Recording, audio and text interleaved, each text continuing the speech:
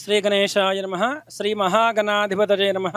శ్రీ అభయాంజనేయ స్వామి దేవాలయం. ఈ యొక్క అభయాంజనేయ స్వామి దేవాలయం 30 సంవత్సరాల నుండి ఈ యొక్క రావి చెట్టు కింద స్వామివారు స్వయం వెలిశారు. కావున ఈ సంవత్సరానికి ఈ యొక్క 30 సంవత్సరాలు పూర్తి అయిపోయినాయి. ఈ స్వామివారు ప్రతినిత్యము ప్రతిరోజు కూడా ఈ యొక్క భక్తులందరూ కూడా ఇళ్లవేళలా స్వామివారిని దర్శనం చేసుకొని స్వామివారు కూడా అనుగ్రహం కూడా పొందుతుంటారు. ఈ రోజు శ్రీరామనవమి సందర్భంగా అభయాంజనేయ స్వామివారికి ప్రాతకాలంలో అభిషేకము, స్వామివారికి అర్చన, స్వామివారికి సీతారామచంద్ర స్వామివారికి ఉత్సవమూర్తులకు పంచామృతాభిషేకము, విశేష అర్చన ఈ యొక్క అయిన తర్వాత ఈ యొక్క స్వామివారికి ఊరేగింపుగా 12 గంటలకు అభిజిత్ లగ్నంలో శ్రీ సీతారామచంద్ర స్వామివారి కళ్యాణ మహోత్సవం అత్యంతంగా వైభవంగా జరపబడుతుంది. కళ్యాణ మహోత్సవం ఎందుకు జరుపుకోవాలంటే రామాయ రామభద్రాయ రామచంద్రాయ వేదసే రఘునాథాయ నాథాయ సీతాయ పతజే నమః.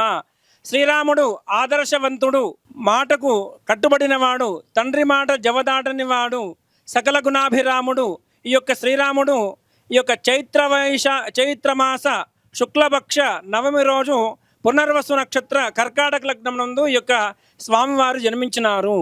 ఈ యొక్క స్వామివారు శ్రీరాముడు అత్యంత పరాక్రమవంతుడు, ధైర్యశాలి, సగుణ గుణాతీతుడు, లోకాధ్యక్షుడు, ఆదర్శవంతుడు. ఈ యొక్క ప్రజల కోసము రామరాజ్యం ఎలా అంటే అలా ఉండాలని చూపించినవాడు.